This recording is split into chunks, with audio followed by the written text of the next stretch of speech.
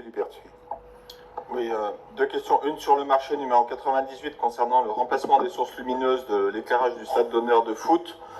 Alors pour les plus anciens, on avait déjà changé l'éclairage il y a quelques années de ça, du temps de l'ETG. Donc je m'étonne qu'on soit déjà obligé de rechanger. Est-ce que c'est une demande de la Ligue ou voilà. Et puis monsieur le maire, alors je sais que c'est un arrêté que vous n'avez pas ici, mais je voulais simplement vous féliciter pour l'arrêté d'interdiction de circulation dans le cadre de l'opération La rue aux enfants, qui a commencé donc aujourd'hui et demain et toute cette semaine. Moi, je crois que ça fait partie des expérimentations qui sont très intéressantes. Je voulais simplement, tant qu'on est dans ce quartier Valinfière, vous signaler et avoir une réponse sur l'installation face à l'école Valinfière d'une supérette qui vend notamment de l'alcool. Alors, ce qui pose... Attendez, répétez, je n'ai pas entendu la... J'ai dit sur la deuxième chose, c'est, enfin, tant qu'on est à Valinfière, vous avez l'école Valinfière, en face, c'est installé une supérette qui vend notamment de l'alcool, ce qui pose un vrai problème en termes de loi et vin, puisque, voilà. Donc, j'aimerais savoir s'il y a quelqu'un qui a donné une autorisation de vente d'alcool, préfecture ou mairie. Et puis deuxième question, enfin autre problème, c'est que cette supérette était ouverte jusqu'à 22 h et vous imaginez bien, on connaît ça sur d'autres lieux sur Annecy, une supérette qui vend de l'alcool jusqu'à 22 h, c'est à partir de 18 h des voitures qui ne se garent pas mais s'arrêtent sur le trottoir juste devant pour aller chercher leur consommation et puis s'en vont. On est quand même en proximité d'une école, donc voilà.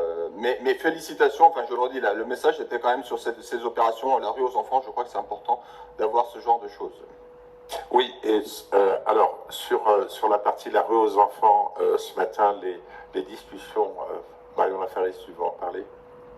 Bon, de toute façon, c'est une opération qui court encore 3 jours ouvrés d'école. Hein. Effectivement, les retours étaient vraiment très positifs ce matin, surtout à Valinfière. Pareil pour la prairie, donc on continue ça 3 jours. Et puis après, on analysera avec les directeurs d'école, avec les parents d'élèves, les retours qu'on a eus et qu'est-ce qu'on fait après surtout, parce que c'est vrai qu'il y a même des parents d'élèves dans d'autres écoles qui sont un peu jaloux, mais on ne peut pas faire tout au même moment, puisque c'est quand même 8 policiers par école qui sont mobilisés le matin et le soir. Donc évidemment, on ne va pas pouvoir multiplier ça sur tous les groupes scolaires. Il faut qu'après qu'on pérennise, on espère, le dispositif avec d'autres moyens que uniquement des policiers.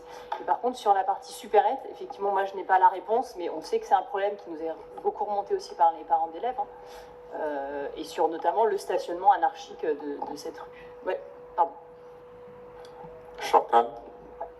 Oui, c'est un dossier qui est remonté depuis l'année dernière par l'association des parents d'élèves de l'école de Valinfière. C'est un dossier qu'on suit aujourd'hui. Il y a la direction de la tranquillité publique qui est en train de travailler sur une interdiction de vente d'alcool sur certains périmètres, et cette supérette, voilà, elle est surveillée par cette direction, et donc on est en train de travailler là-dessus.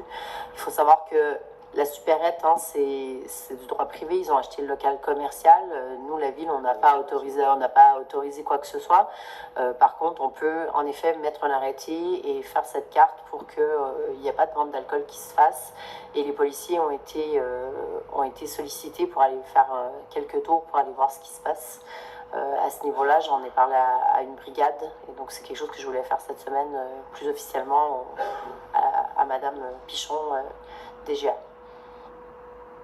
Bien, merci. Alors, peut-être qu'on pourra faire un retour sur l'avancée de ça. C'est vrai que c'est un sujet important qui peut être aussi préoccupant. Oui? J'avais posé la question sur l'éclairage du stade. Catherine? Pardon, Fabien me parlait en même temps. Pour le relamping... Culture par le sport. Oui, alors... Pour le relamping, c'est tout simplement des normes. Hein. Oui, c'est pas du confort. Hein.